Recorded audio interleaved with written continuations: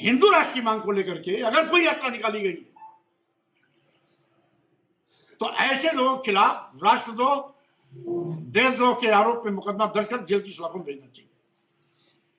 जब 1947 आजादी के बाद भारत संप्रभु राष्ट्र बन गया, भारत का अपना संविधान बन गया, देश बंटवारे की कोशिश क्यों?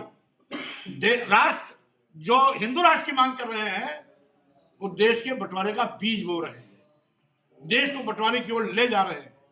एक बार यही मांग हिंदू महासभा ने 1919 में उठाई थी, जो 1939 में प्रमाण चढ़ी जब वीर सावरकर उसके राष्ट्रीय अध्यक्ष बने। और वीर सावरकर 1947 के बाद उनके जो उत्तराधिकारी आए उनके ही कार्यकाल में देश आजाद हुआ और हिंदू महासभा के दबाव में उसमें इस देश का बंटवारा हुआ।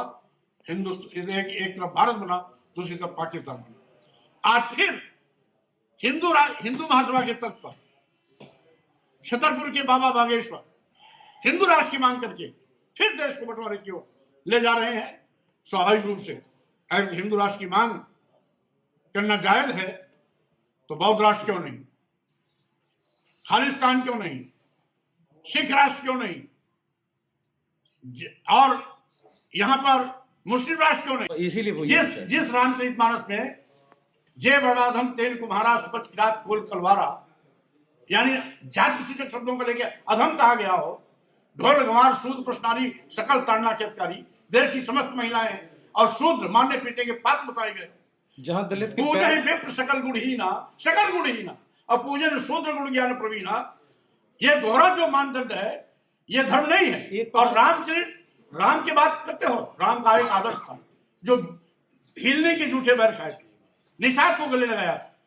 बाबा तुलसीदास तो कल पैदा हुए थे, राम जी तो हजारों साल पहले पैदा हुए थे। तो राम के चरित्र को तुलसीदास ने तोड़ मरोड़ कर अपने स्वार्थ में, अपनी सुख शांति के लिए लिखा है। यह धर्म नहीं है, यह धर्म के नाम पर सौतेला व्यवहार है इस देश के दलितों, आदिवासियों, पिछड़ों और महिलाओं के साथ। और स्वामी प्रसाद मौर्य ने जो जिस तरह की वाहियात बातें की हैं लगातार, देवताओं पे हो, चाहे मानस पे हो या तुलसीदास जी पे हो, लगातार वो देवताओं के लिए, देवियों के लिए बोलते रहते हैं।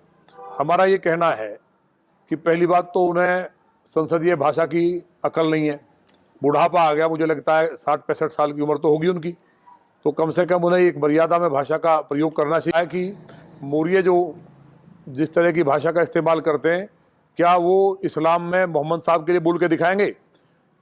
फिर आप लोग कहेंगे अगर उनकी माँ ने दूध पिया मौर्य की ने, और वो अपने एक ही बाप की औलाद है और अपनी माँ से जन्म लिया है, तो मेरा ये कहना है कि वो मोहम्मद साहब के लिए, इस्लाम के लिए बोल के दिखाएं।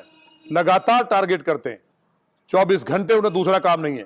क्योंकि आप लोग ऐसे निकम्मे लोगों को कहीं ना कहीं माइलेज देते हो और उन्हें मीडिया में जो आज समाप्त हो चुके हैं, जनता ने जिन्हें नकार दिया है, दिखाते हो तो केवल खबरों में बने रहने के लिए कुछ भी अनर्गल बात करते हैं।